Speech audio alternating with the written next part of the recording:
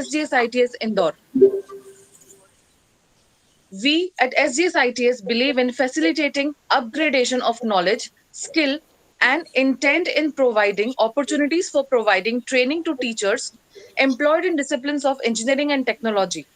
And an event like this is its outcome. Before going ahead, let us all seek the blessings of Almighty and carry on with the tradition of lamp lighting.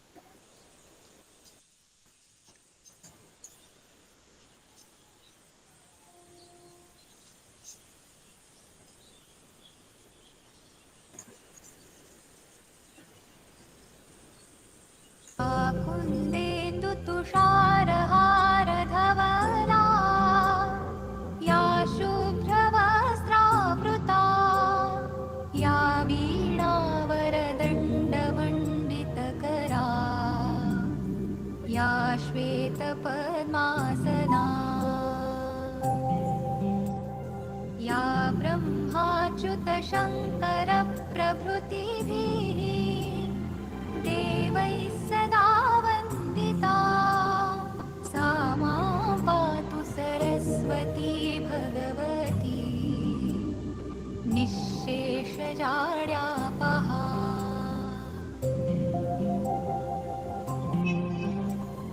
शुक्लां ब्रह्मविचारसारपरमा आद्यां जगद्व्यापिनीं वीणापुस्तकधारिणीम् अभयदा जाड्यान्धकारापहा हस्ते स्फाटिकमालिकां विदधतीं पद्मासने संस्थितां वन्दे तां परमेश्वरीं भगवतीं बुद्धिप्रदां शारदाम्।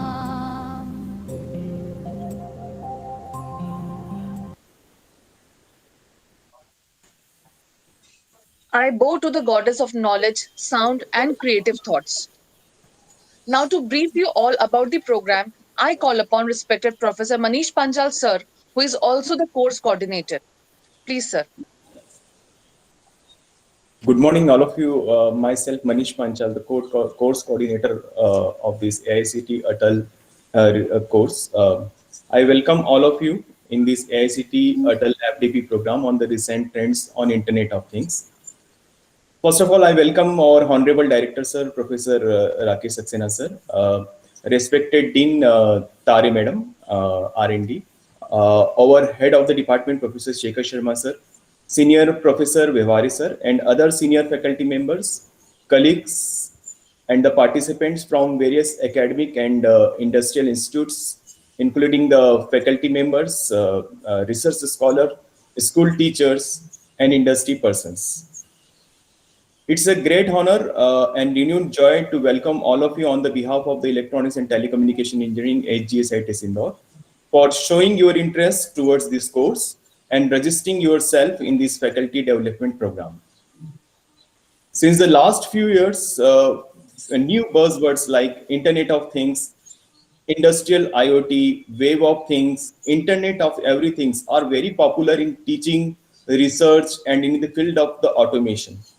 These are not only the popular words for teaching and research, but we are seeing the deployment of this technology nearby us and in our day-to-day life.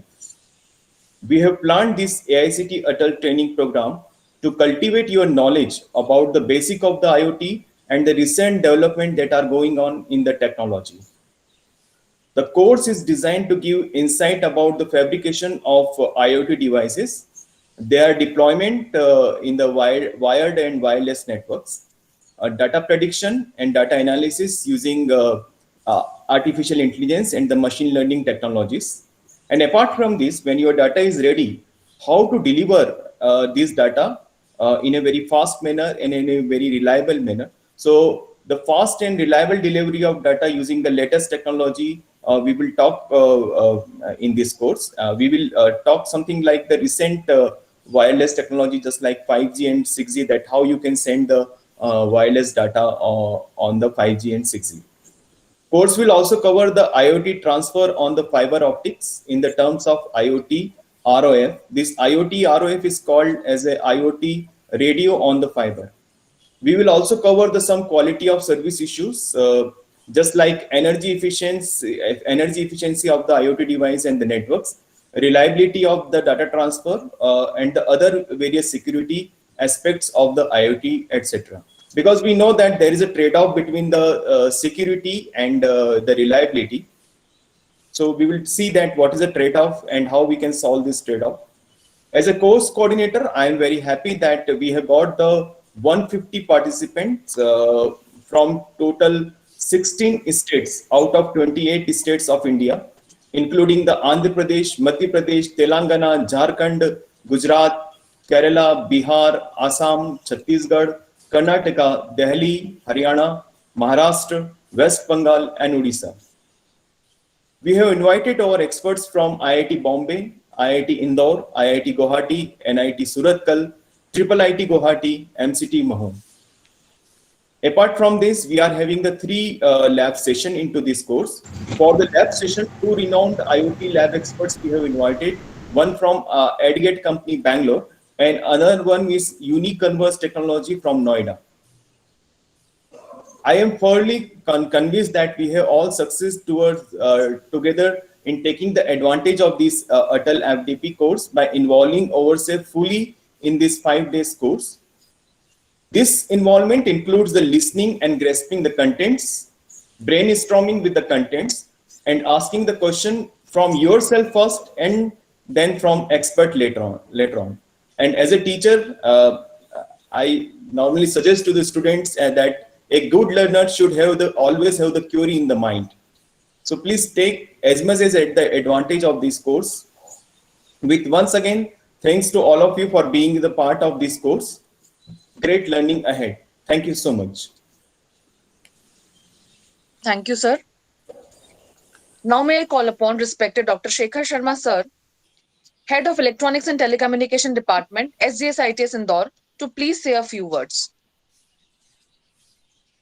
सभी को नमस्ते. Respected Director Sir, Dr. Rakesh Saxena of SGS ITS, respected Dean Madam, Professor Vandana Tare, Professor Ribhu Chopra Sir, the guest speaker of today, Professor P.D. Vevare Sir, and my dear participants from various academic institutes, industries, and research organizations. I feel very happy to welcome you all for this FDP. As we all know that when the demand comes, so the fulfillment also follows it. And therefore this IoT, which Manish Panchal sir rightly said as the current buzzword, which is also attracting many of the ICT people and relevant engineers, academicians, and also researchers. So it brought to our mind that we should keep something relevant to the IoT field where we can explore more. So the purpose of this FDP, as said by Manish Panchal sir, is to explore this field more and more so as to get motivated, enlightened, and encouraged, so as to be able to use this field for the benefit of all. Our institute was established way back, almost 70 years are over, in 1952, and the department was established in 1973. The department is offering 3 programs, BTech, MTech, and 1 QIP PhD program.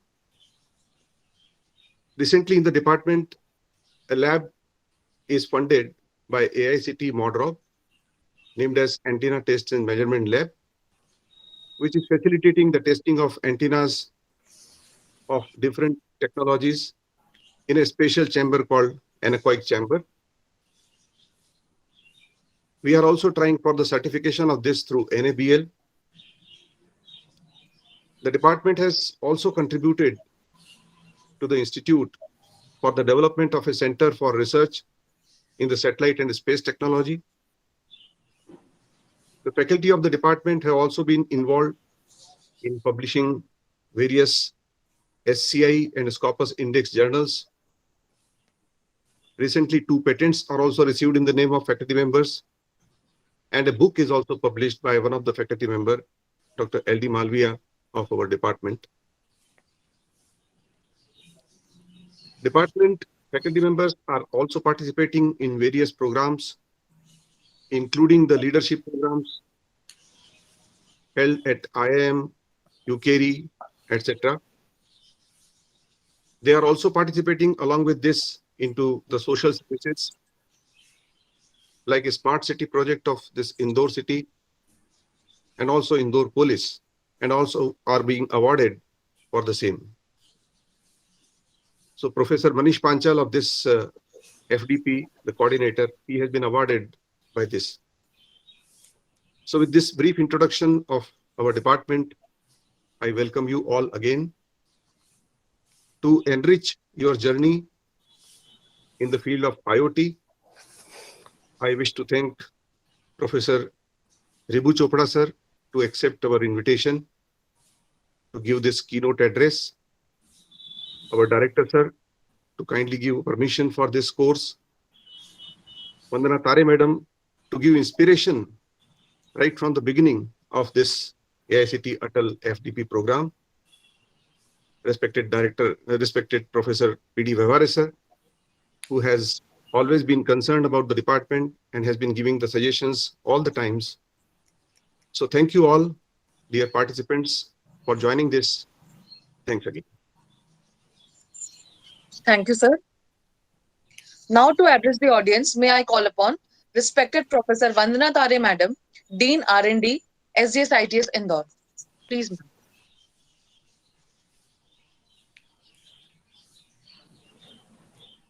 Ma'am, your mic is off, ma'am.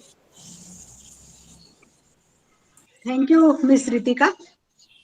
Director Dr. R.K. Saxena, Dr. Shekhar Sharma, Head TC Department, Dr. Ribu Chopra from IIT Guwahati, Professor Vyavare sir, teacher participants and persons from various industries. First of all, I congratulate Mr. Manish Panchal for organizing such a useful faculty development program on research trends, recent trends in Internet of Things. AICT has given 4 Atal faculty development programs to our institute in this year.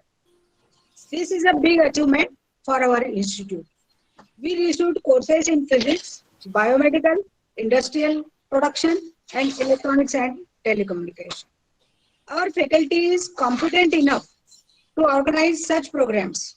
The participants from various institutions are always keen to join the program organized by our institute.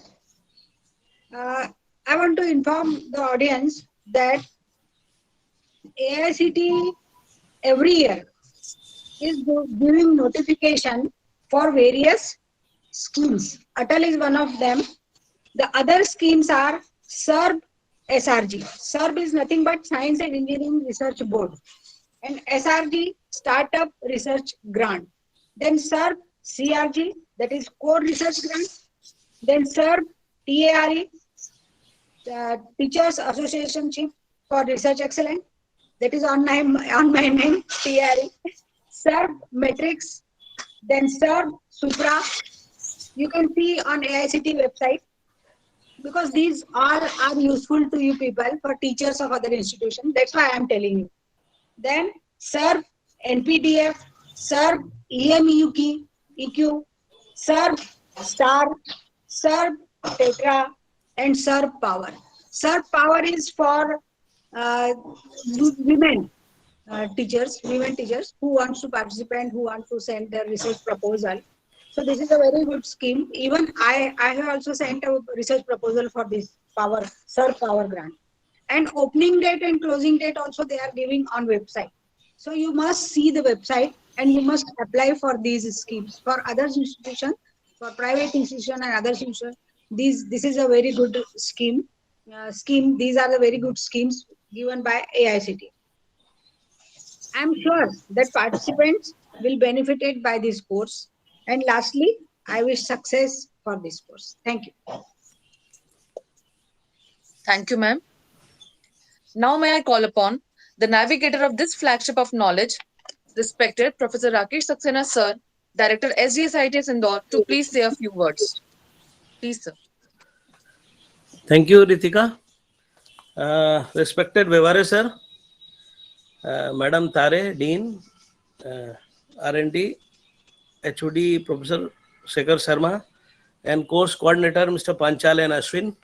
First of all, I will congratulate whole of the department and all members for this course. Very beautiful and very important course organization in Atal scheme. And I wish that this course will be very successful in coming days. Our faculty members are doing very well. As Madam has mentioned, a lot of things are coming to this institute. And with this, you might have known that in NIRF also, the institute has jumped from 242 rank to 181 rank.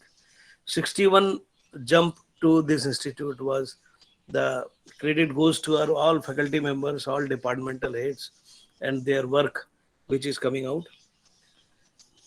This course is very important. Basically, there are electrical engineering, a core electrical engineering and allied branches like electronics, instrumentation, IT and CS. So normally nano power means computer IT, micro power, mini power and high power. These are the branches of under one umbrella, that is electrical engineering, and they are doing well and performing well for the growth of any industry, any research and anywhere. Nowadays, the other branches like civil, mechanical, chemical, IP, biomedical and other all branches, they also need this electrical and electronics very much. So in electrical, they are going very fast, and electronics also, they are going very fast, 2G, 3G, 4G, 5G. ऐसा लगता है कि इंदौर भी पंच लगाएगा और 5G आ गया है, next year again Indore will go for 6 and 6G भी आ जाएगा. तो like that we are going parallel with cleanliness and electronics technology, and they both are helping to each other. So nowadays all branches almost have as like electronically controlled, software managed, IoT supported all engineering. All engineering without electronics, without software and without IoT nowadays no branch will survive. So this is a very good topic for all students and staff. So I request all students and staff to take keen interest in this course.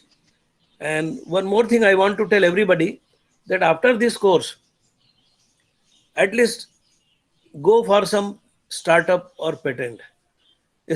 Every faculty should have one startup. उसके जीवन में एक दिमाग में होना चाहिए कि मैं एक चीज बनाऊं और कुछ निकालूं. यदि किसी फैकल्टी का स्टार्टअप नहीं है तो मैं मानूंगा कि वो डेप्थ में अपनी फील्ड में काम नहीं कर रहा है. So that should be startup. Students को तो हम बोलते हैं स्टार्टअप करिए, एंटरप्रेन्योर बनिए, but all faculty should have startup. At least one patent, at least one patent, it should be there for all faculty members. Testing and consultancy for any industrial projects or rural development projects, because IoT based engineering की सबसे ज्यादा जरूरत rural development projects में आती है. उनको सबसे ज्यादा जरूरत है IoT बेस्ड, उनके जीवन को सफल करने के लिए, उनके जीवन को सिंपल करने के लिए.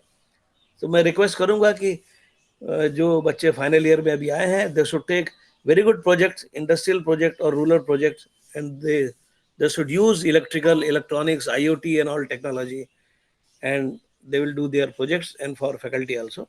So again, congratulations to all the department and best wishes to all participants, faculty and all departments. Thank you very much. Thank you, sir. Gratitude is the best attitude. With this thought, I invite Mr. Ashwin Srivastav, co-coordinator of the program, to extend vote of thanks for the inaugural ceremony. Thank you so much, Ritika madam. Just before starting the vote of thanks, I would request a few participants if they can switch on their camera. So now, Honorable Director Sir, Dr. Rakesh Saxena Sir, Dean R&D, respected Vandana Tare madam, Dr. Shekhar Sharma Sir, HOD Electronics and Telecommunication, Dr. P.D. Vivare Sir, Professor Ribu Chopra from IIT Guwahati, Course Coordinator, Professor Manish Panchal Sir, my dear colleagues, senior professors, participants, and dear students. It's my privilege to propose vote of thanks on this occasion. I would like to first of all thank our director, sir, for his words of wisdom. I thank him for his continued support and encouragement, which he gives us throughout the service. I would like to thank Dean R&D, Dr. Vandana Tare Madam, for her vision, support, and encouragement. My heartfelt thanks to our HOD, Dr. Shekhar Sharma, sir, for his valuable contribution, guidance, and encouragement in all our efforts. A special thanks to my colleagues who have worked hard to make this occasion a memorable success. I thank all the participants for registering in this FDP. I am sure that all the participants will be benefited from this FDP. With this, I formally end the vote of thanks. Thank you so much. Ritika Madam, over to you. Thank you, sir. It gives me immense pleasure to introduce to you all the first speaker of today, respected Professor Ribu Chopra, sir. Ribu sir is currently working as an assistant professor in the Department of Electronics and Electrical Engineering at IIT Guwahati. He received his BE degree in Electronics and Communication Engineering from Punjab University, Chandigarh, India in 2009, and MTech and PhD degrees from IIT Roorkee in the years 2011 and 2016 respectively. His PhD thesis is titled Adaptive Technique for Cyclostationary Spectrum Sensing in Cognitive Radios. After submitting his PhD thesis in July 2015, he joined the Signal Processing for Communication SPC lab at IISc Bangalore as a project associate and continued there as an institute research associate following his PhD defense in May 2016. He is holding the current position since April 2017. His research interests include physical layer design for wireless sensor networks, statistical and adaptive signal processing, massive MIMO systems, and detection theory. We are really blessed to have Sir with us, and with this, I invite Sir for his keynote speech. Please, Sir. Yeah, okay. Thank you, Ritika, for the nice introduction. So I believe I should switch on my camera for a minute. So, am I visible? The camera quality here is not good. Or my camera is starting acting up, so I'm kind of blurry. That I know. Yeah, anyway. So, it is visible, sir. It is visible. Okay, great.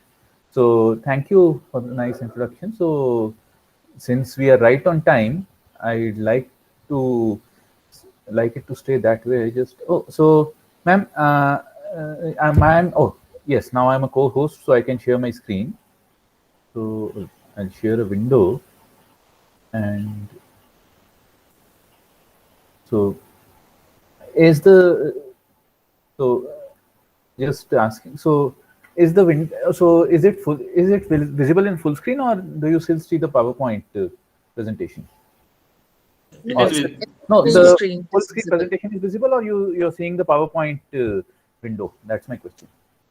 So it's a full screen, sir. Okay, excellent. So what I'll do is I'll turn off the camera because that's distracting. So just turn off the camera and start. So where do I turn off the camera? Yeah, great.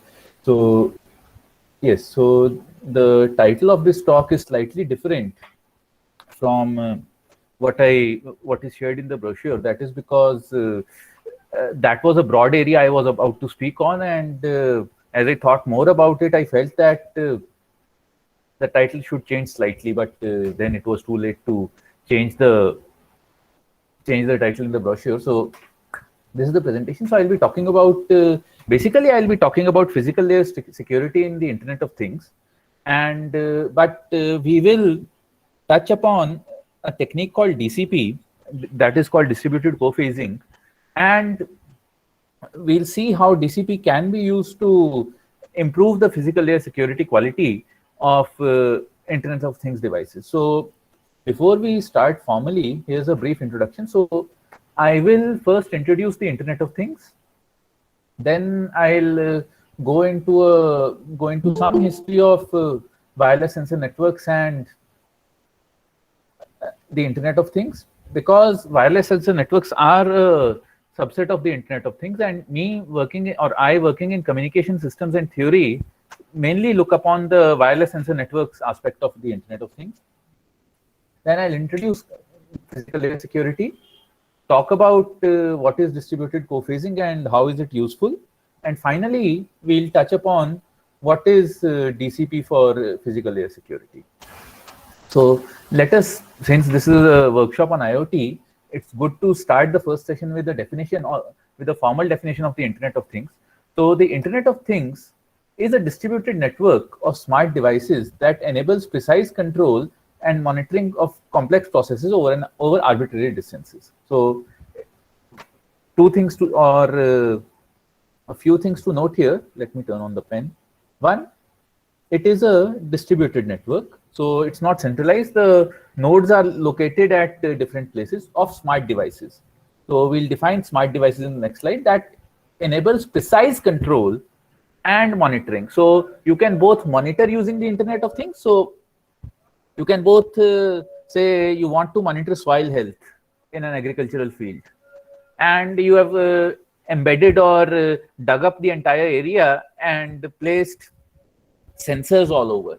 So an Internet of Things setup will let you measure the, say, the moisture in the soil. If you have the proper sensors, it will let you measure the amount of ammonia in soil, the amount of ammonia is the only nutrient that I know of. So it'll let you know the moisture levels and the amount of ammonia. If anyone knows more nutrients, please fill this blank in yourself.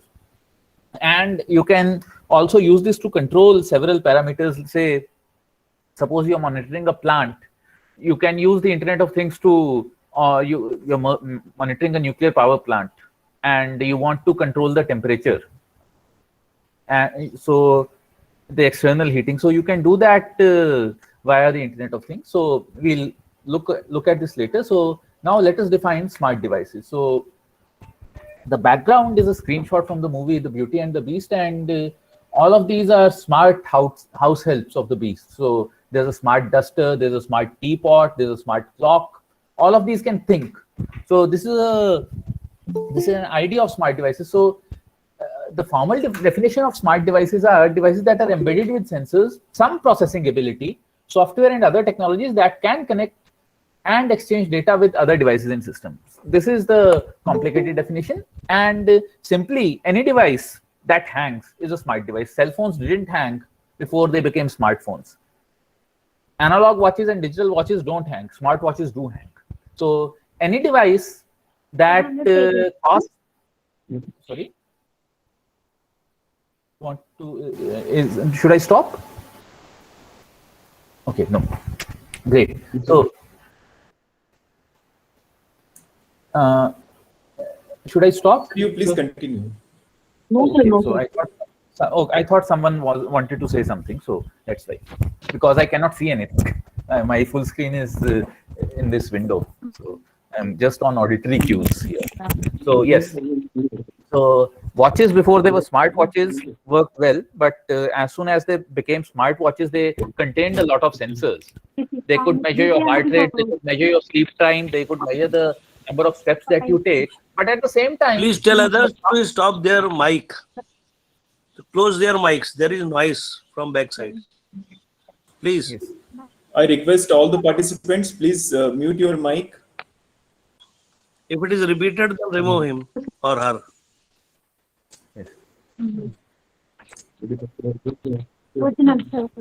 So Yes, sir. yes, so any device, so smartwatches can measure your heart rate, smartwatches can measure the number of steps that you take, but at the same time, smartwatches crash a lot. So simply put, smart devices are devices that can crash. So a well-connected network of these smart devices is the Internet of Things. And this Internet of Things has come up due to various computational innovations over the past 4 or 5 decades. We'll look at these innovations in detail in the section on the history of IoT, so, or the history of wireless sensor networks, since I'll be focusing more on wireless sensor networks. So on the side of hardware and computation, IoT evolved from the development of microcontrollers, then from that of embedded devices, embedded systems, automation technologies, artificial intelligence, all of these on the hardware and computation side. So led up to the development of the Internet of Things. At the same time, the development of wireless communication technologies and that of wireless sensor networks enabled all these devices or all the developments in hardware and computation to communicate with each other, get to the internet, and hence result in the Internet of Things. So it was the development in all of these fields that led up to the current scenario where the number of devices connected to the internet or the number of things connected to the internet are more than the number of people connected to the internet. So these are the underlying technologies. With this, I'll now launch into a brief history of wireless sensor networks and as a consequence of that of Internet of Things. So since again, I'm a wireless guy, I'm focusing this more on wireless, and the Internet of Things will become apparent wherever it comes. So let's talk about a brief history of wireless sensor networks. So humans as a civilization have witnessed three major revolutions that changed the scope of things. The first of these was the agricultural revolution. Before history was being recorded, when we moved on from hunting and gathering to an agricultural based society, or when we realized that food need not always be collected by fighting with others, you can actually grow food, and in case of non-vegetarians, you can actually rear animals for food. So this was the agricultural revolution. Then in the late 14th or 15th centuries, we realized that it's better to produce on a larger scale than using machines than to use a lot of labor, or than to use a lot of labor. This led to the Industrial Revolution, which was the second major civilization revolution that we saw. And finally, in the present day, we are going through the third revolution of humankind, that is the information. And because information these days consists of both computing and computation, computing and communication. So the communication and computing revolution. So that is where we fit in, or as the Chinese proverb says, we live in interesting times. So I'll talk about communication. So this is the pre-revolutionary era communication. So early long distance communications were done more with the help of smoke signals, and obviously there was transgenerational communication as well. Or you could not only communicate in space, but you can communicate through time as well. So cave paintings are another form of communications. Here I'd like to stop for a minute and ask, does anyone identify these paintings? Where these paintings are from? It is Bhimbetka in Madhya Pradesh near Bhopal. Yes. That's why I put these in here. Yeah, these are the Bhimbetka paintings, and we must realize that writing and cave paintings are also a form of communication. That's why. So this is also a way for the earlier generations to communicate with us. But since we are an electrical department, and it is sorry, yeah. So since we are in electrical department, and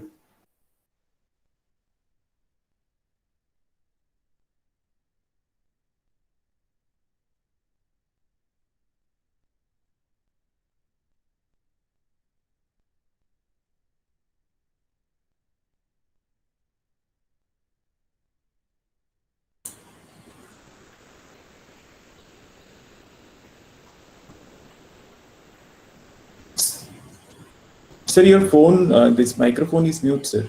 Ribu, sir.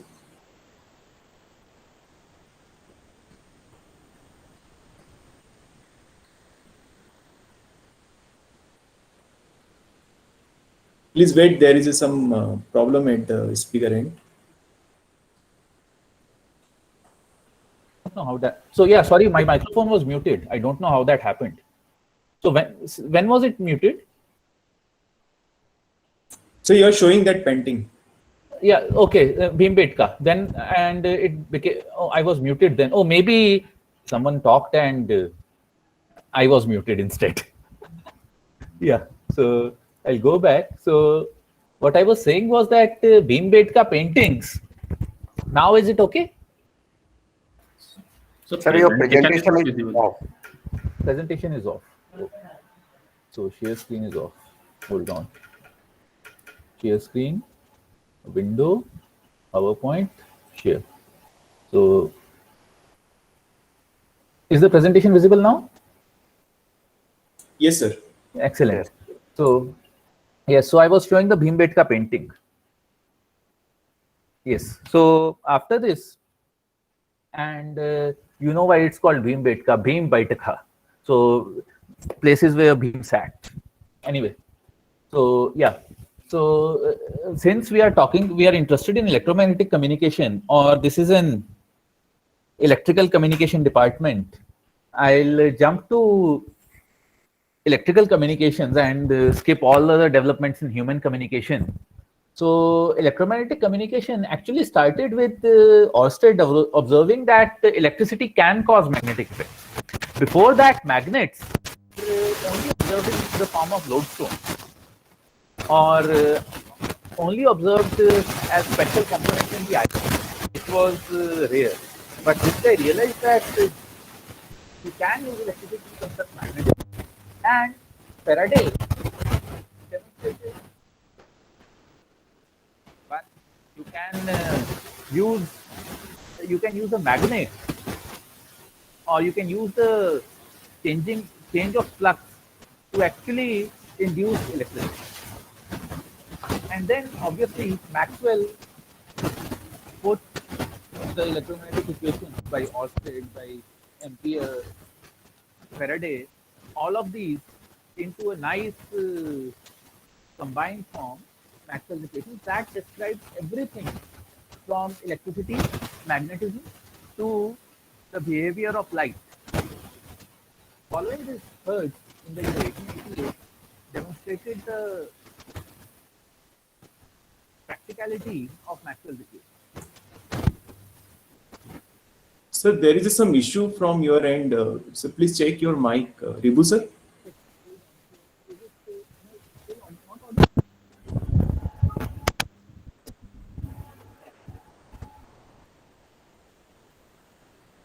Hold on.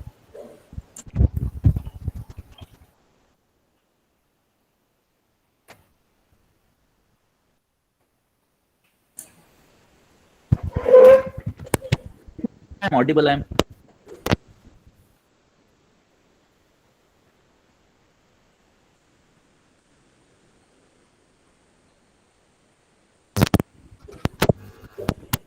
Is it working now? Yes, sir. It's working. Great. So if it happens again, what I will do is I will I'll join the meeting from my phone, and so just let me know if it mutes again. Okay, sir. Okay, because I don't know, this shouldn't have happened.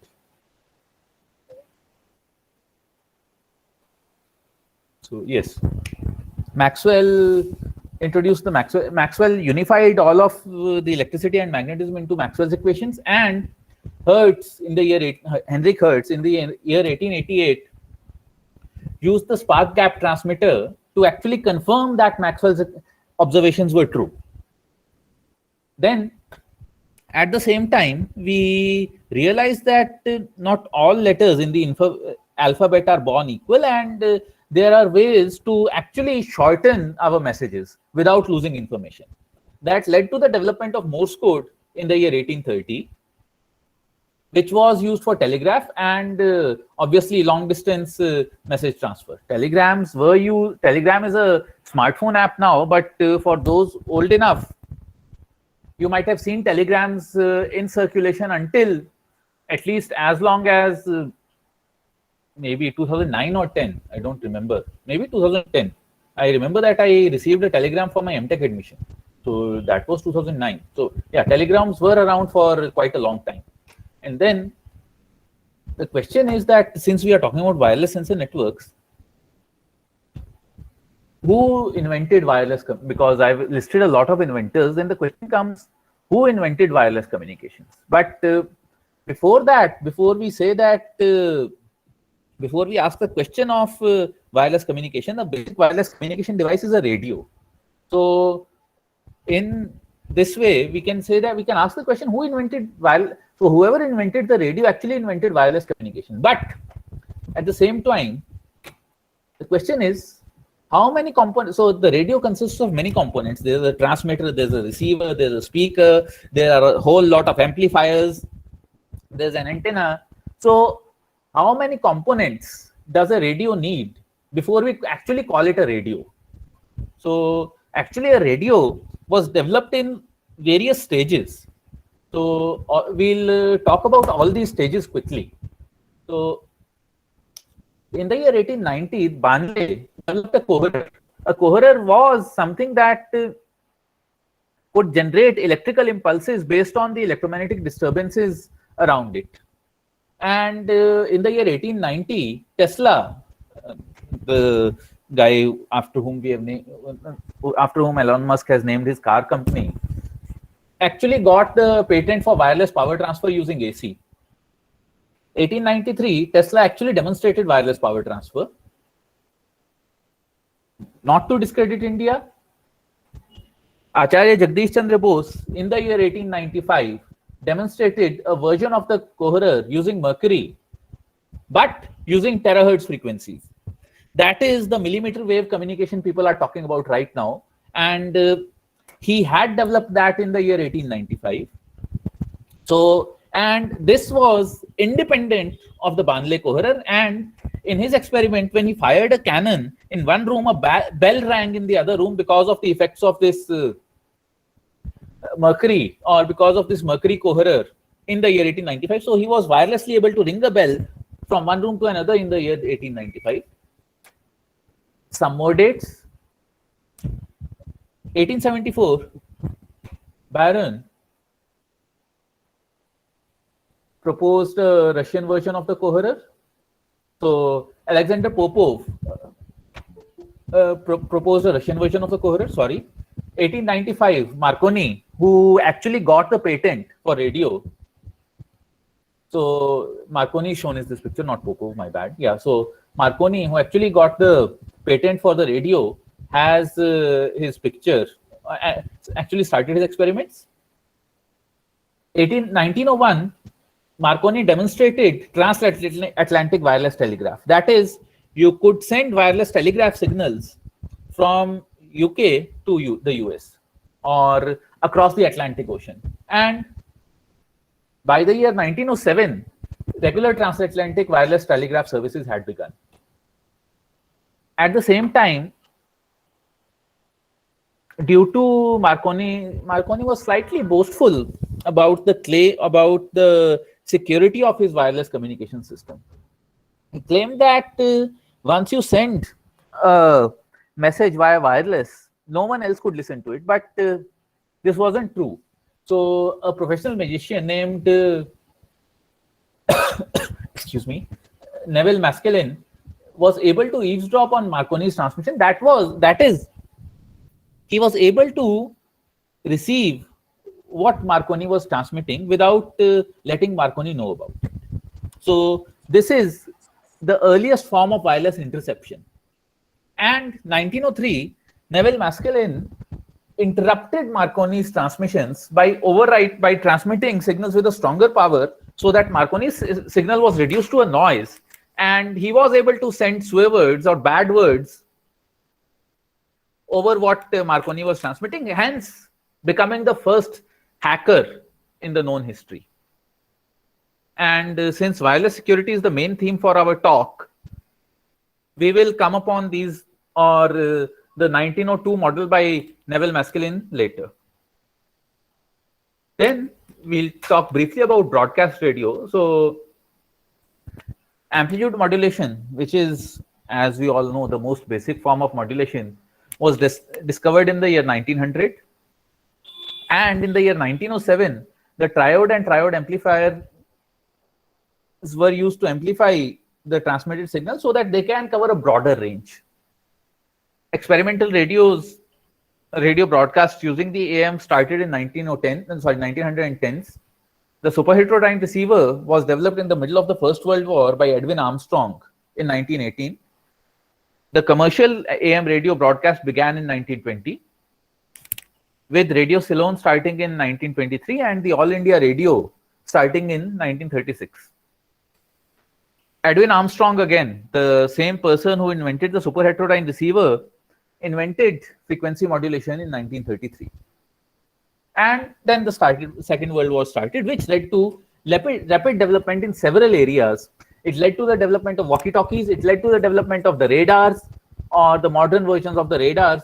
It led to the development of statistical signal processing, which is an essential component for data compression and data encoding, so that we are able to send information in small file sizes. He was able, Second World War developed spread spectrum in both its CDMA and frequency hopping forms. So the Second World War actually contributed a lot to communication development. At the same time, computers, the ENIAC, the ENIAC was developed in the year 1945, and it was based on triodes or vacuum tubes, and as you can see, it required entire rooms, which is inefficient. Then in the year 1948, Shannon came along with his famous Shannon formula, as we call it. The capacity of a channel is equal to bandwidth times log of 1 plus the signal to noise ratio, and communication engineers earned their bread and butter out of this for several decades until MIMO came along. So yes, the transistor was invented, the transistor and the BJT. So I just joined these in the year 1947 and 1948. This is a picture of the inventors who later got the Nobel Prize, and I believe what you see under the microscope here is the first transistor. And the modern era of communication systems is as follows. We got communications satellites in 1958. 1965, Cooley and Tukey published the modern version of the fast Fourier transform. So the reason everything is digital these days, or we can do all the computations digitally much more easily as compared to analog computations, is the fast Fourier transform, which was developed in 1965. 1967, Andrew Viterbi's Viterbi algorithm was developed. The first version of the internet, AlohaNet, or a packet switched internet, packet switched data transmission, was started in 1968, with packet radio networks being developed in 1972. The first cellular phone call was placed in 1973, and the Ethernet protocol was developed in the mid 1970s. At the same time, the first IoT device was developed at CMU in the 1980s using the ARPANET. It was a Coca-Cola vending machine. So the idea was that the Coca-Cola vending machine was a thing connected to the ARPANET and controlled remotely to get temperature, monitor its temperature, control its temperature, and check the product availability. That is how many cans of aerated soft drinks, sugary aerated soft drinks to be precise, were available in the vending machine at that time, and when do they need to be replenished. So this is actually acknowledged as the first IoT device. Then we jump to the modern era, with 1980s heralding the start of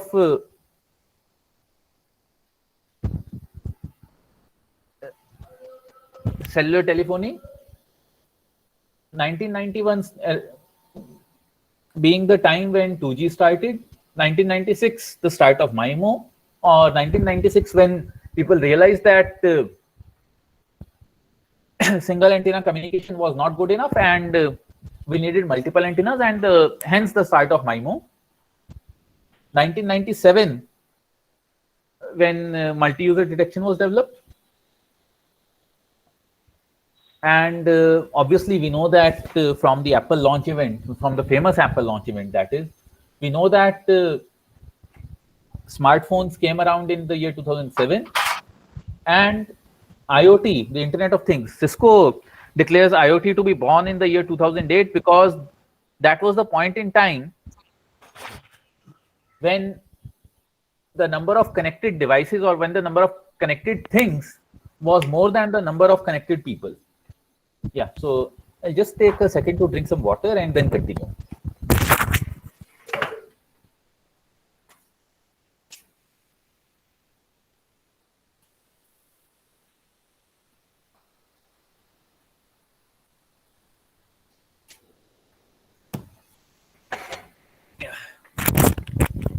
Sorry for the interruption.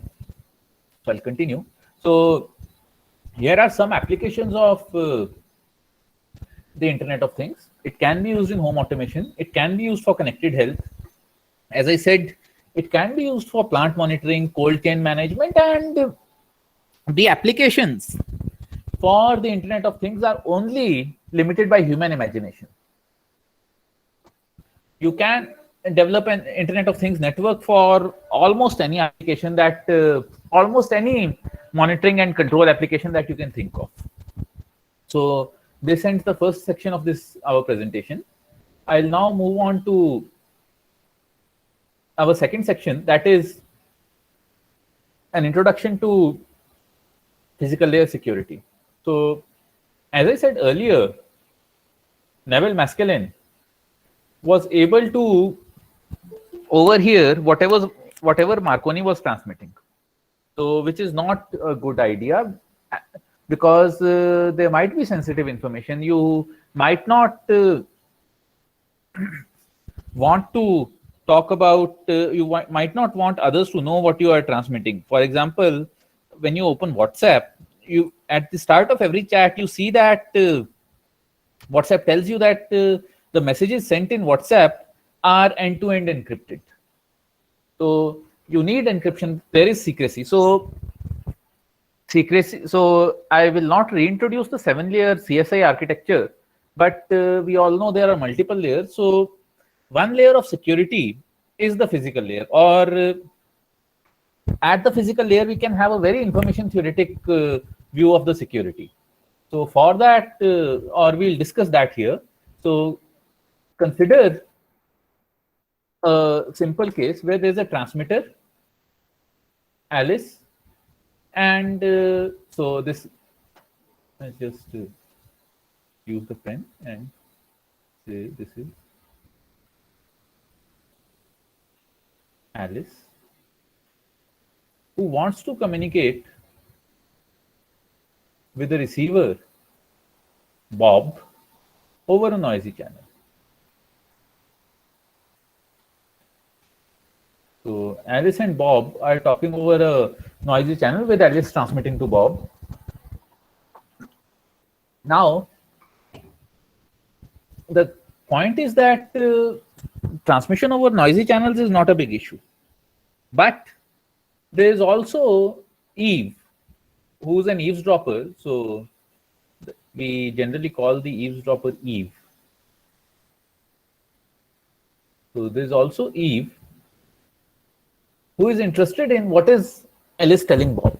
And Eve doesn't want Alice or Bob to know about it. So Eve is eavesdropping, or listening to the conversation, or tapping their phone simply. So now from an information theoretic point of view, what we would want is that Alice and Bob should be able to talk to each other, or Alice should be able to talk to Bob without Eve knowing about it, and Alice can be aware of the presence of Eve. So with this in mind, A.D. Weiner in the year 1975 developed the idea of the wiretap channel. So this is a picture of the original paper. from the year 1970, from October 1975. So so the system they considered was, we considered the situation in which digital data, so they considered a digital system where data was to be transmitted over a discrete memoryless channel that is subject to a wiretap at the receiver. That is, at the receiver, there is someone who is listening to what the transmitter is transmitting, and some other than the intended receiver, and you don't want that.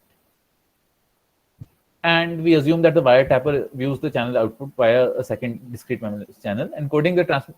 So our aim here, therefore, is to, so we can be aware of Eve, but our aim then becomes to transmit to Bob in such a way that Eve is not able to discern what we are transmitting to Bob. So with that in mind, we develop the ideas of basic physical layer security. So so here is what we want. We want to transfer information from Alice to Bob reliably while hiding it from Eve. And like in a pipe, or in case of electricity, we can treat information which is unintended, the information that we do not want leaked, as a leakage, or information leakage is also called leakage. So we can treat information that goes out to the eavesdropper as leaked information, as information that shouldn't be there. So that has leakage. Now, if I view this in the context of water, then any information or any water that leaks out of a pipe is actually wasted. So we want to minimize the leakage. And given the qualities of, so we know the channel to the eavesdropper, the transmitter doesn't know, but as information theorists, as someone from the outside analyzing the communication, we know the characteristics of the channel from the from Alice to Bob. So I'll just revisit these names. That Alice is the intended transmit. Alice is the transmitter. This is slightly heavy terminology. That's why I'm repeating it here. So we know that Alice is the transmitter and Bob is the intended receiver and Eve is the eavesdropper. So we want to transmit information from Alice to Bob reliably. So we, as information theorists, as people looking at the channel or looking at all the channels, we want to know what is the best possible we can do. So what is the minimum leakage that we can afford, or what is the maximum, and given that leakage, what is the maximum amount of information? Again, it will be better at this point to think of information as water. So what is the maximum amount of information that we can transfer from Alice to Bob? So with this in mind, we define the secrecy rate. The secrecy rate is formally defined as the information rate achievable with the leakage, or with this Alice to Bob leakage, or sorry, Alice to Eve leakage, or with the wiretap. So now, again, so as I said, mathematically, the secrecy rate is defined as the information rate available to the desired user minus. So thinking in terms of water, the amount of water that you can get to the receiver is the total water that you sent minus the amount of water that leaked. So in this case, again, the secrecy rate is the information rate available to the desired user minus the information lost to leakage. And in the case of an AWGN channel, AWGN stands for additive white Gaussian noise. In the case of an additive white Gaussian noise channel, this is defined like this, that is this RS is the secrecy rate, RM is the rate through the main channel, and RE is the eavesdropper's channel rate. So we can derive all these three rates independently, but I won't do this for the sake of brevity here. So we simply define RS as the main channel rate, RS as the secrecy rate, RM as the rate of the main channel, and RE as the eavesdropper's rate, and this.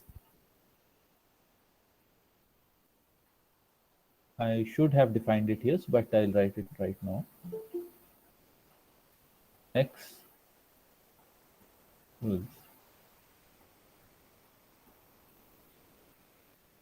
equals X if X is greater than 0, and this is 0 if X is less than.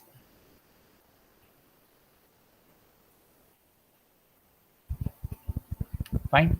So this is how we define the function x plus, and the physical interpretation of this is that this signifies the information transmitted, this signifies the information leaked.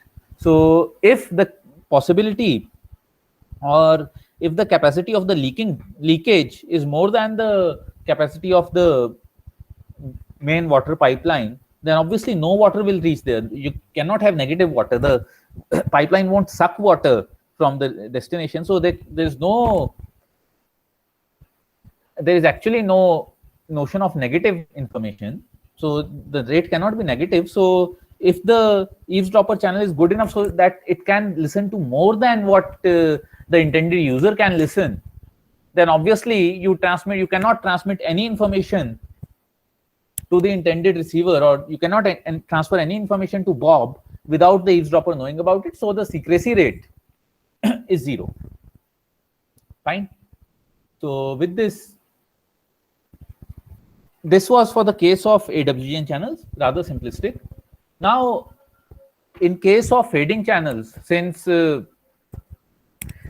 modern day, since we'll be talking about wireless, or since we'll be talking about the information security aspects of IoT, which is essentially a wireless communication system, we define ergodic secrecy rates, or the average secrecy rates. So secrecy rates averaged over long instance of time, so that the effective channel is averaged over all possible realizations. And for this, consider a single. So let's start with a simple case: a single input, single output main channel with a 0 mean circularly symmetric complex Gaussian fading coefficient H, and a signal input, single output eavesdropper channel with a 0 mean circularly symmetric complex Gaussian channel coefficient G. Then let the transmitted signal energy be ES and the transmitted symbol be SN. So the signal received over the main channel, or the signal received at Bob,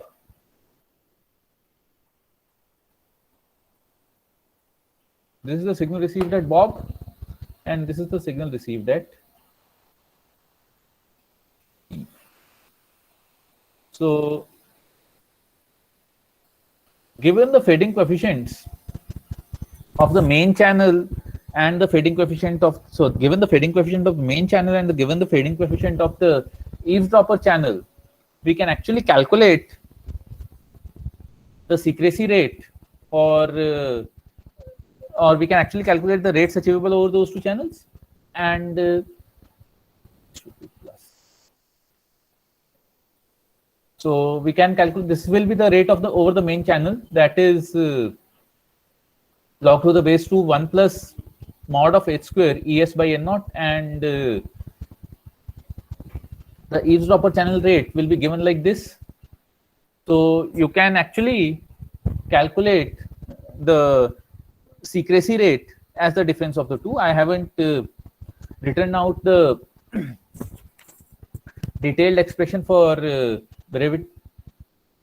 Yeah, sorry, is there some? So okay, I'll just look at the chat once. Okay, so now is it okay, right? Just looked at the chat. Sorry. Yes. So Yes, so the eavesdropper channel. So when we talk about MIMO, the availability of channel state information, and so MIMO, as we all know, means multiple input, multiple output systems. So in multiple input, multiple output systems, for anyone who has followed the literature, we know that the channel state information or the knowledge of the channel matrix is an important aspect. And you should know the channel matrix at the transmitter, you should know the channel matrix at the receiver. And the availability of this channel matrix at different points is a big question. And secrecy, to evaluate secrecy, we generally assume the worst case scenario that I haven't written here, but it's good to talk about it here. We generally assume the worst case scenario, that is everything about the main channel is known at the eavesdropper, but nothing about the eavesdropper channel is known at Bob or Eve. They only know about the existence of the eavesdropper and possibly some statistical properties. And again, we define outage as the event when the eavesdropper channel gain is more than the main channel gain, and you can actually associate probabilities with this. Since the channels are both H and G are now probabilistic, you can actually find the probability when the magnitude of G is more than the magnitude of H. Whenever the magnitude of G is more than the magnitude of H, you will face a secrecy outage, and calculate the secrecy outage probability accordingly. There is also the notion of a sum secrecy rate, that is the rate achievable across all antennas via this, or the secrecy rate achievable across all transmit and receive antennas. And as I said earlier, in this setup, we generally do not assume the eavesdropper's channel state information to be available at the transmitter. So with the advent of MIMO, another way of ensuring wireless or ensuring secrecy on the physical layer in wireless communication systems with a large number of antennas was interference alignment and artificial noise. So we know that for interference alignment and addition of artificial noise, what we assume is that the desired channel matrix and the eavesdropper's channel matrix do not lie in the same column space. So there exists some columns in the column space of the eavesdropper's channel that, sorry, there's a vegetable vendor outside. Yes. So there exists some columns in the column space of the eavesdropper's channel that are excluded from the column space of the main channel or Bob's channel. So actually, if we transmit noise over these channel directions, then the eavesdropper will not be able to distinguish between the true signal and the noise. So what we do is that we use a portion of the transmit power to actually transmit artificially generated noise over the null space of the true channel matrix. Because it's in the null space of the true channel matrix, it will not affect the transmission characteristics of the Alice to Bob channel, or it will not affect the main channel at all. But at the same time, it will significantly degrade whatever the eavesdropper receives, because a part of its channel is being, or a part of its channel matrix is being covered with noise.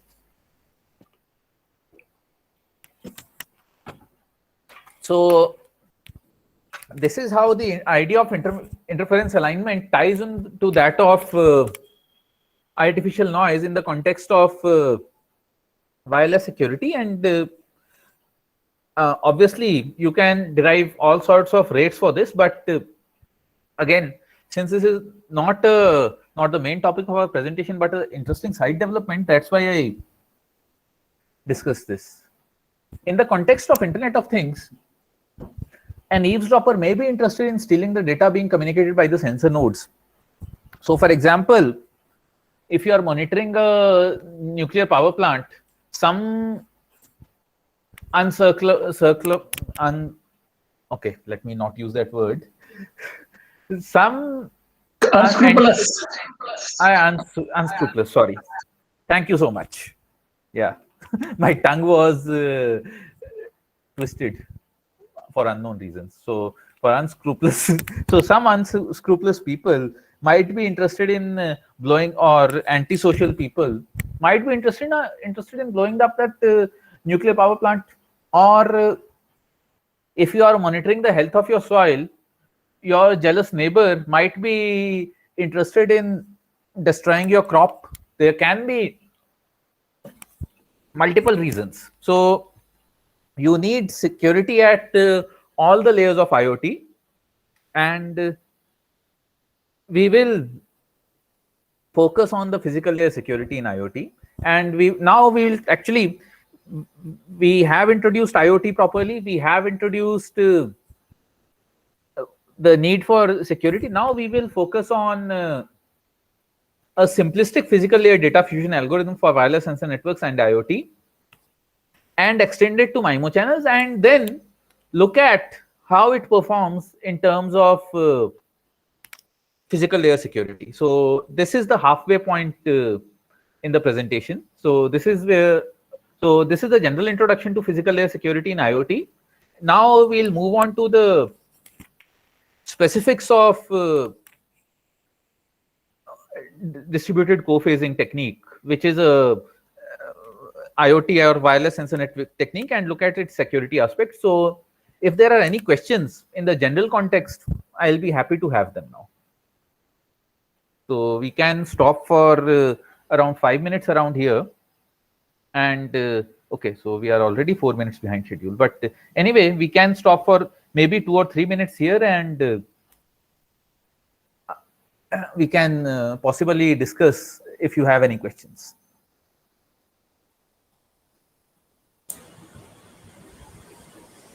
Sir, only physical layer security solution works for No, wireless? all layers work. I work on physical layer. Okay. So that's why I said that we focus on physical layer security. Okay. Because there are cross-layer security design as well. So you Okay. can actually have security across multiple layers. But since I work on physical layer, I'm unaware of most of that. Okay. Yes. So anything else? Okay, so let's continue then, because we are slightly behind schedule. So I wanted to finish this by 10:45. It's already 10:50. So yes. So we now, yes. Sir, as you discussed, for providing the security at physical layer, we are inserting the noise. That artificial noise. We are artificially adding noise. So insertion of any noise, we have to pay in terms of the data rate also. No, so in terms of the data rate, if the total transmit power is constrained, Yeah. then you will be using a part of the transmitted power Yes, as yes. noise. That you will have to pay in terms of that one. But otherwise, so that is one thing, and you will. So that is the actual point, that this artificial noise is inserted in the null space of the main channel. So the main channel is not affected by that noise, or you won't receive that noise in the main channel. You will that noise will only be received in the eavesdropper's channel. So here, that if we assume that the main channel is rank deficient, that is the primary assumption. So it's a matrix channel. So if it's not a full rank matrix, then there will be columns that will lie outside the. There will be a space that will not be the column space, and we can add noise in that. So it requires some detail. So proving all of this requires some detailed mathematics. We possibly, if had this been a 3-day course, or 3-day course by me, this is a 5-day workshop otherwise, then I could have derived all of that. But right now, it is deriving and proving all of that is beyond the scope of this presentation. Yes. But if we are considering simply the network design, they are thinking more that if the security and reliability are considered, they have to be implemented at the top layers. So they have, so security ideally, As well as reliability both. yeah. Ideally, they are thinking that they are implemented at the top layers. Okay, so my view is that if there is So if you want a secure network and there is some kind of security that you can implement it. Do not rely only on the top layer. So example, suppose you have a house with 2 gates. So most people have, so whoever owns a private house or whoever doesn't live in flats, generally we have 2 layers of gates. One is the main gate, an iron gate with a thing, and then there are the doors inside, right? So now when you sleep at night, we lock both the gates. Anyone who has to break into our house has to first break through the iron gate, which I liken to the physical layer here, and then they will possibly break in through the wooden doors. You can think of it like that. The more locks we put, the more secure we are. Yeah. Fine. So if there are, Professor, you can use a reference book from where probably people can read the BC portion. okay, so yes, this is one issue that so I will refer to my papers, and there is an introduction to all of these things in those. So because I read all of this while doing my work, so or while my work on physical layer security, so there are a lot of papers. So maybe you can pick up. So the reference to my paper is later there, and the references therein contain all of this information.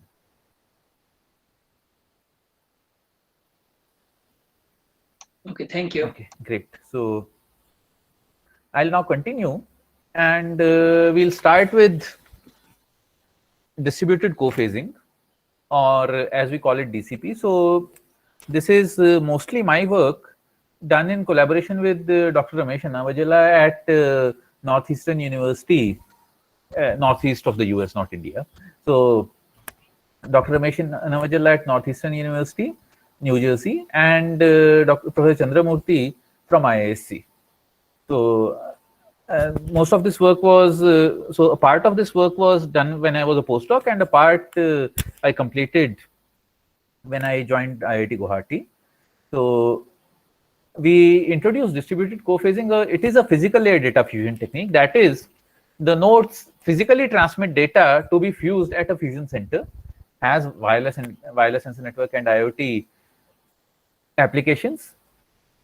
And what happens here is that destination nodes, I'll show this graphically in the next slide, reporting to a fusion center. So there is something called a fusion node or a central node, to which all the sensor nodes in a wireless sensor network are reporting, and they are transmitting symbols from some constellation, and they know the channel coefficients, and they rotate data, pre-rotate data for coherent combining, and this uses channel reciprocity.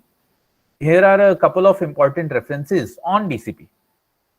So Manesh's work and Mudambai's work are kind of the cornerstones in DCP. And here's a pictorial representation of, so this red thing is a fusion center. So we'll refer to this as the FC. And these are the sensor nodes, or you can think of these as the IoT sensors. And this is the IoT CPU.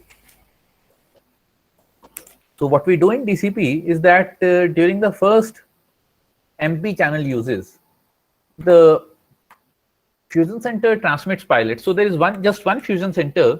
So using these pilots, the fusion center tells these nodes about the channel between itself and about the channels between itself and all these respective nodes, and the nodes then use these pilots to estimate the channel at their end. So let this be the first node. So the channel between the first node and the FC is A1 e to the power j theta 1, A2 e to the power j theta 2, and so all of these are hold on.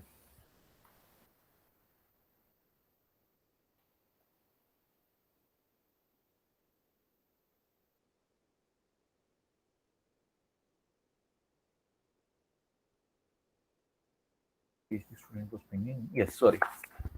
So yes, so it estimates this channel. So it uses the MMSC estimate. This is the MMSC estimate of the channel coefficient or the channel magnitude, and this is an MMSC estimate of the channel angle. So it estimates all these magnitudes and angles, and if all the sensor nodes, in specific to DCP, we assume that all the sensor nodes want to transmit the same data to the fusion center. So it transmits all of these nodes transmit the same symbol to the fusion center, just pre-rotating it by the angle. So what happens is that the symbol, sorry, this I need to erase. Let's see that. So all these symbols combine coherently, or you do not get any phase component, you get a minimal phase component, and you get the channels combined by this AKSN summed over K. So this is the signal that you receive at the fusion center. Fine. So this is how DCP basically works. Now we will quickly look at the performance of DCP. So we get coherent combining gain, we get a diversity gain, we need no forward link training, and we can use blind channel estimation at the receiver. That is, the fusion center knowing that the effective channel, so this is the effective channel. The fusion center knowing that the effective channel is a sum of real positive numbers and hence is a real positive number itself, can estimate this almost blindly, and we can get away with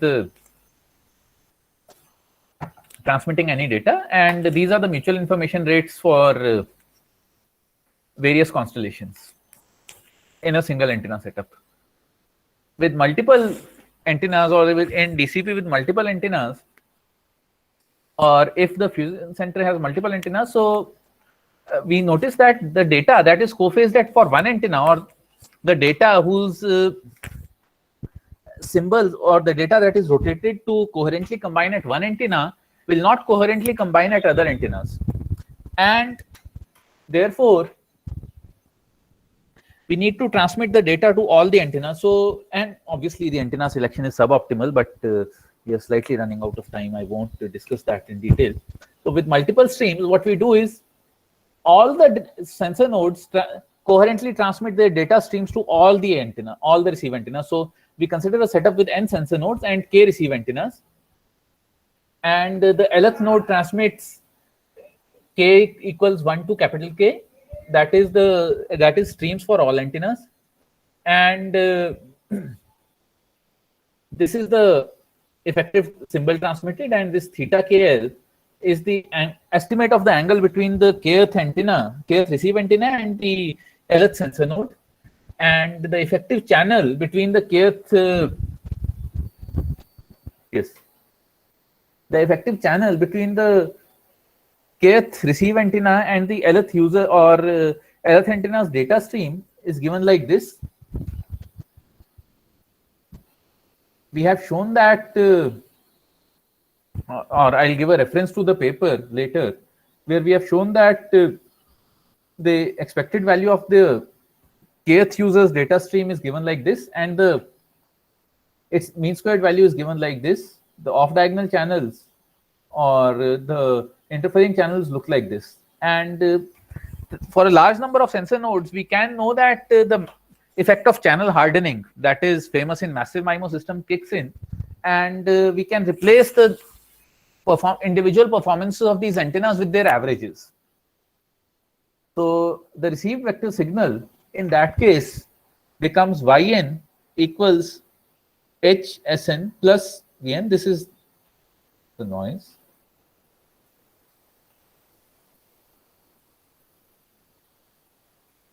Or I'll call it the AWGN for simplicity.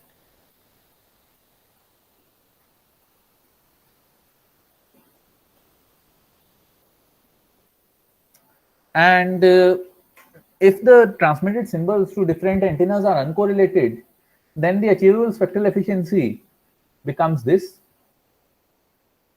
So this k sits outside, that is the spectral efficiency grows with the number of antennas, and there is an n square term here. So actually the spectral efficiency you can see, so for a large number of antennas, you can see that the spectral efficiency grows as n square of the number of transmitted antennas, and this is the achievable spectral efficiency in the large antenna regime, where C equals k by n. So this basically is k log 1 over C. C is k by n. So as n tends to infinity, this, yes, so it tends to this constant pi by 4 xi omega plus 1 plus xi omega. Xi is the signal to, pilot signal to noise ratio that I forgot to introduce. So these are the achievable rates.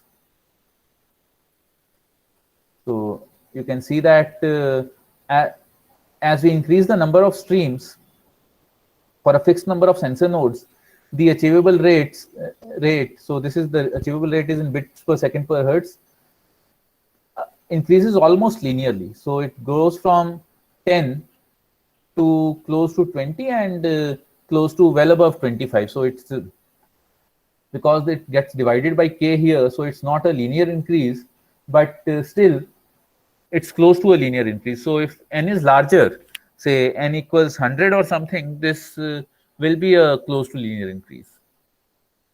These are, so I'll skip these expressions, and these are the mutual information rates achievable with finite constellations, and these are the information rates that we can achieve with no channel state information at the fusion center. So we now discuss arbitrary data detection without channel state information, and we notice that the effective channel matrix has a special structure with its diagonal elements being close to positive real numbers and the off diagonal elements being zero mean circularly symmetric Gaussian random variable. So with that, we can use this technique to, or we can use blind channel estimation for data detection, and we let the estimate of the received covariance matrix or the covariance matrix of the received signal look like this, and we can define the matrix PYY to look like this. Now,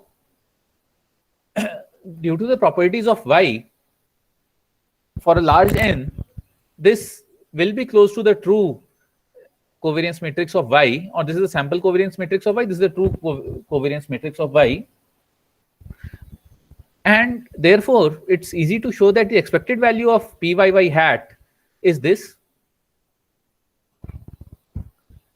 And we can divide the square root of the covariance. So this is the square root. This is actually, okay, so I put in too much math.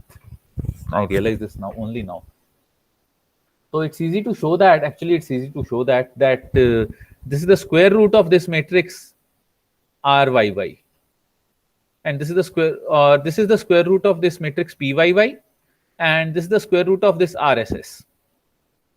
So if you divide the square root of PYY by the square root of RSS, then we get a approximation, or we get a diagonal approximation of the channel matrix. We can use this diagonal approximation of the channel matrix to solve the joint maximum likelihood data detection and channel estimation problem as follows. So we start with this, and considering the channel and data estimate to be independent, we can solve this via sphere decoding. And once we have the symbols, we can use the symbols along with the assumption that the symbols are correctly decoded to obtain the estimate of the channel. And if we do these two steps, the symbol estimation and the channel estimation iteratively, then we will converge to a local minimum solution. This does not, so this kind of iterative minimization algorithms do not generally converge to a global minimum solution. They only converge to a local minimum solution. So we can converge to that. We can also consider distributed data processing, which I skip in the interest of time because we have to cover physical layer security. And but here is the performance of the blind channel estimation algorithm. This is the mean squared error of the channel estimate, and this is the data signal to noise ratio. And here is how we evaluate the bit error rates in this case. So the union bound on the probability of error for detecting the symbol SI as SJ can be written as this, where PSI-SJ is the probability of detecting the symbol SI as SJ, and PSI is the probability of transmitting the symbol SI. So this from a basic communications textbook, we can know that this is the union bound, where the PSI to SJ is obviously the expectation taken over H, and for a given H, this can be written as the Q function of the norm of HSI minus HD divided by N naught, and the off diagonal terms can be ignored, so that the error or PEK can be written as this. Channel corruption is the case where the channel error exceeds the rotational symmetry of the constellation. So again, I have to not detail this in the interest of time. This is the error expression in the case of BPSK, and this is the error expression in terms of general MPSK, and this mod of HKK can be well approximated using a Nakagami M random variable. DTP I skipped. So here are the bit error rate plots. So the solid line is the blind channel estimation. Dash is the covariance matrix, and dotted is the Gini aided approximation. Gini aided means a Gini tells the receiver, or a Gini tells the fusion center the true channel state information. We see that the blind channel estimation technique that was proposed by us performs almost close to the Gini aided scheme, hence telling us that multi-stream DCP works well. So here are more bit error rate plots. So this was published in IEEE Transactions on Signal Processing in 2017. So I have to update this, and this was published in SPOC in July 2016. So now we will discuss the applications of DCP to physical layer security. This is based on the work, again with Professor Chandramurthy and Professor Navajalla, titled Physical Layer Security in Wireless Sensor Networks Using Distributed Cophasings, published in IEEE Transactions on Information Forensics and Security, October 2019. So we first consider a single stream DCP with one eavesdropper. We assume ideal DCP. We do not assume channel estimation. We assume that the channels are perfectly known, and single antenna sensor nodes, one single antenna fusion center, one single antenna eavesdropper, and again the sensor nodes perform DCP to the fusion center, and let the channel between the ith sensor node and the not the AP, the FC. This has to FC. I used a self-free master MIMO term here. Have a magnitude A1i and phase theta 1i such that the expected value of A1i is omega. Let the channel between the ith SN and the, again, AP, it should be FC, the fusion center, be B1i, again, 0 means circularly symmetric complex Gaussian, with expectation of B1i being delta, or B1, the mod square of expectation of mod square of B1i being delta. Now, the signal that is being transmitted is y1n equals, or the signal received at the fusion center is this, with h1 being defined like this. The signal at the eavesdropper is this, with g1 being defined like this, and it is easy to show that g1 is zero mean circularly symmetric complex Gaussian. And with some mathematical jugglery, we are able to show that the achievable rates in this case look like this, with eta p being the pilot efficiency. So the main channel rate, we can show that this is greater than or equal to this beast. And the interesting thing to note here is that the main channel rate grows with n square as the number of sensor nodes. So it grows as the log of n, as log of n square of the number of sensor nodes, and it the eavesdropper's channel rate grows as n of the number of sensor nodes. Therefore, the secrecy rate is given like this, and can be approximated as a function of n times omega over delta. So as expected, the secrecy rate increases with an increase in the number of with an increase in the main channel power, which was expected, or main channel mean square value of the main channel, which was expected. It reduces with the strength of the eavesdropper channel, which was again expected, but it also grows as the log of n, or as the log of the number of sensor nodes, which is unexpected and which is important. So this is what I've said here, that the main channel rate grows as 2 log n for NSNs, and as log n for the eavesdropper channel. This increases with the number of SNs due to more coherent combining at the fusion center.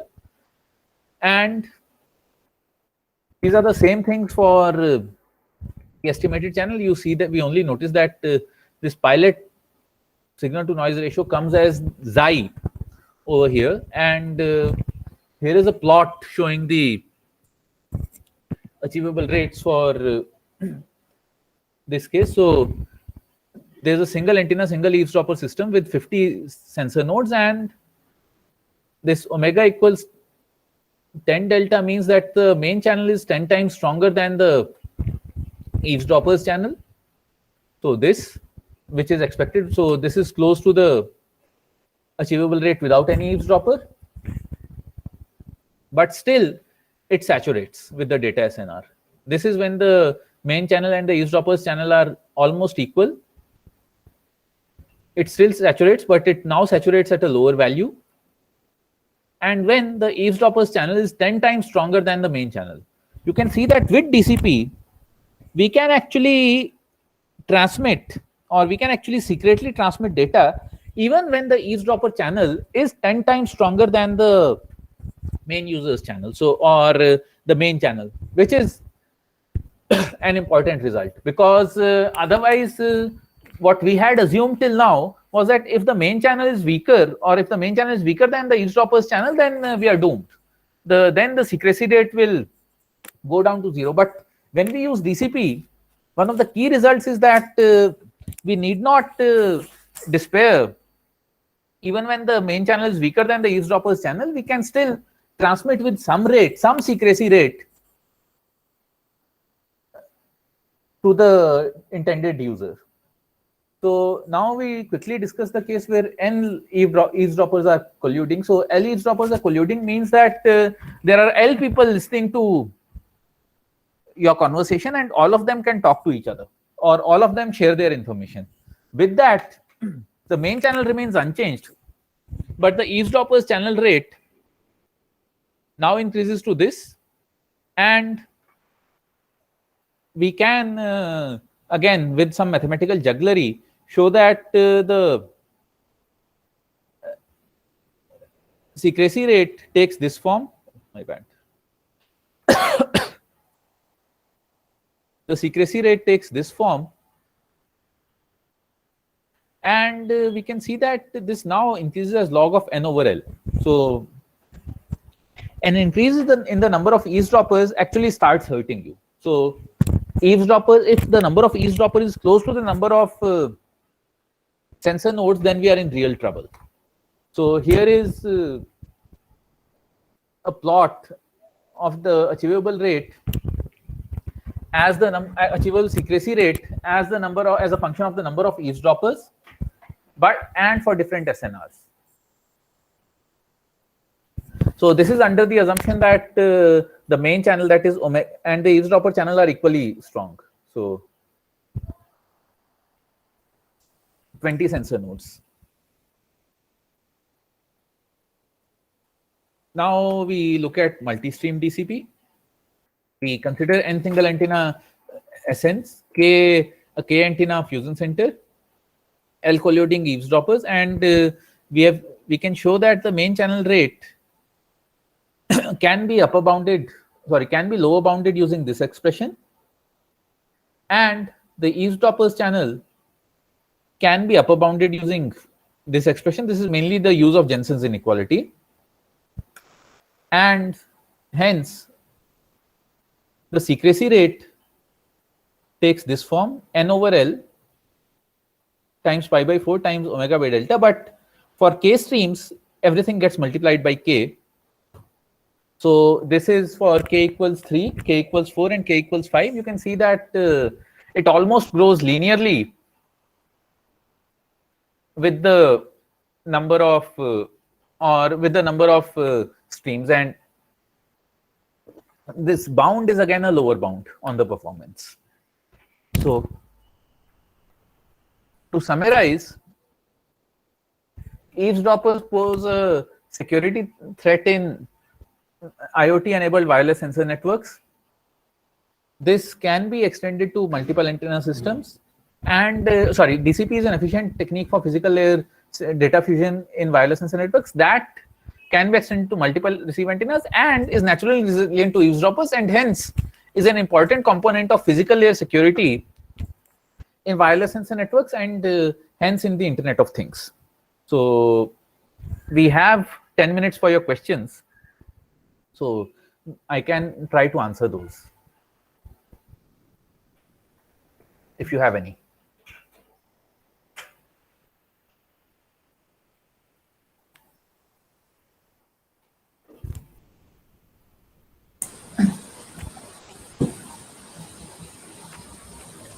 Sir, I have the one question is that Yes. What are the measures that how we can choose that this physical layer security works better for So this secrecy rate. secrecy rate? Okay. Secrecy rate is like Shannon channel capacity is the benchmark. So you have a channel, and you can say that this is how the channel works, or this is what the channel capacity is for different channels. That's how you actually choose the secrecy rate. So if you allow me a second, and that's for the general case, but practically in MIMO or wireless MIMO systems, these are the metrics that we use. We use secrecy outage probability, we use the sum secrecy rate, we have developed different metrics for this, but the secrecy rate is kind of the gold standard for this. Sir, any relation in secrecy rate and data rate? Yeah, so if you want to transmit secretly, secrecy rate will be the maximum possible data rate that you can achieve over that channel. And also there is some relation. This is at times, because I'm not using strictly Gaussian codebooks. So there is a catch with using strictly Gaussian codebooks. Had I been using properly designed codebooks, I would have called this secrecy capacity. Okay. Okay. Sir, any relation in this transmit and receiver power also for that one?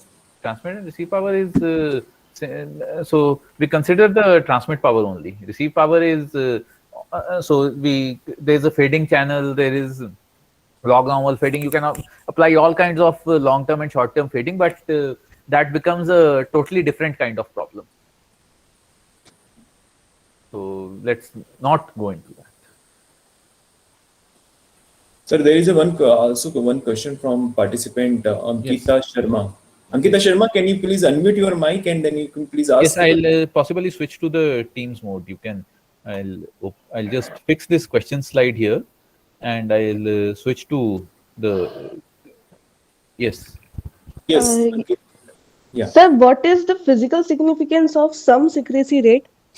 Sum secrecy rate, physically it would mean that if you have a multi-user MIMO channel, then what is the maximum possible data rate with which you can communicate from the transmitter to the receivers, multiple receivers that is, secretly. Okay. Okay, sir. Thank you. So, Any question from other participants? Oh, then I should have. One question, Manish ji. Yes, sir. Sure. Ribu sir, you have talked about blind channel estimation. Yes, sir. Normally we come across MMSE channel estimation. Yes, sir. So this blind channel estimation, have you used this covariance method? So I have used two methods: covariance method and what we call the iterative method. I'll jump to that. Hold on. Okay, okay, sir. So they are quoted in your paper? Yes, both of them are in the paper. So this paper is published now. Right, sir. Multi-stream distributed cophasing TSP. So it's actually, I should have updated this. This is February 15. This. Thank you, sir. Transaction signal processing. So these slides I'll share. So you can look at this. So both of these methods are detailed here. I can explain them if you want. Right, sir. But it will be better if you read from there, because obviously I cannot cover all the mathematical details. Yes, yes, very in good. 5 or 10 minutes. Yes, sure. Thank you, sir. So more questions, sir? Yes, any question from participants?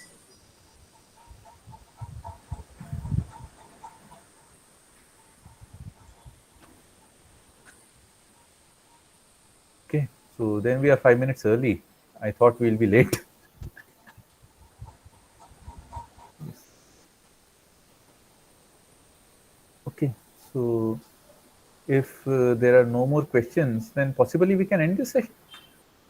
Sir, participants are asking that whether we will get this presentation or not. Yeah, I'll definitely share this presentation. Oh, sure. Thank you very much, sir. Okay, thank you all. Thanks for being patient with listening this. Professor Chopra, your first part was very intensive. The second part was also equally intensive. But the first one regarding the history. Thank you, sir. Because so just a second, my phone is ringing. I'll just silence it. Hold on.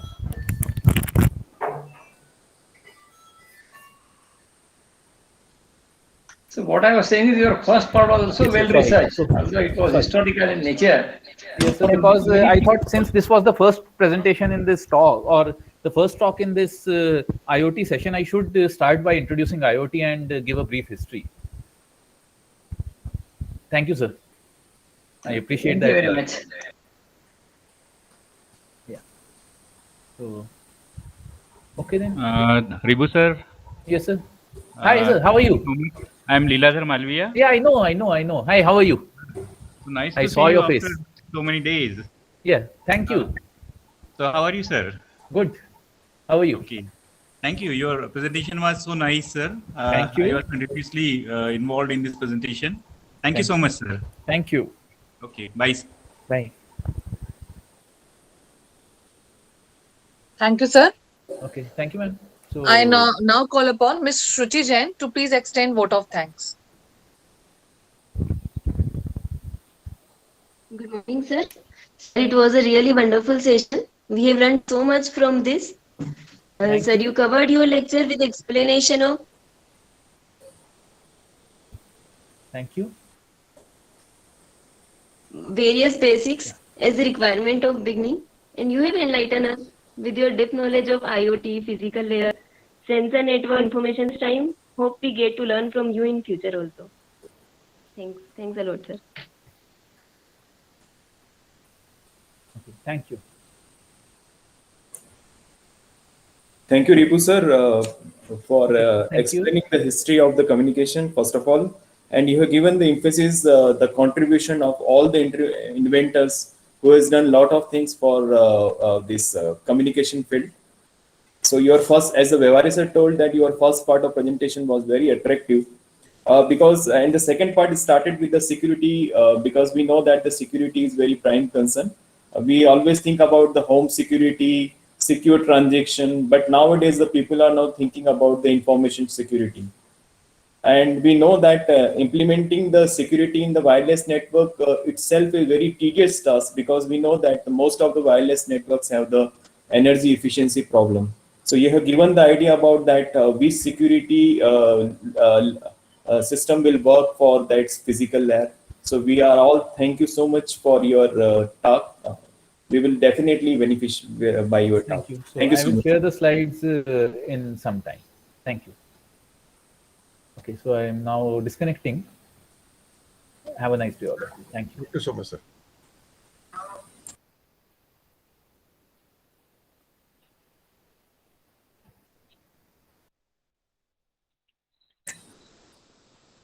So dear participants, now we are taking a break of half an hour. We will meet at 12 o'clock sharp.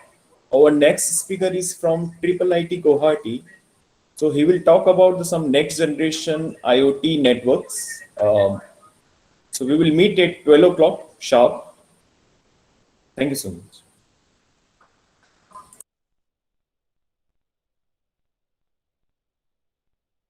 Manish अच्छा रहा, पहला session तो हो गया पूरा. Yes sir. Thank you sir. अब Thank you चलते so much. रहेगा, है ना? Yes, okay, yes. चलो 12 बजे मिलते हैं. बाय. Yes sir. लिंक तो सेव रहेगी ना दिन भर?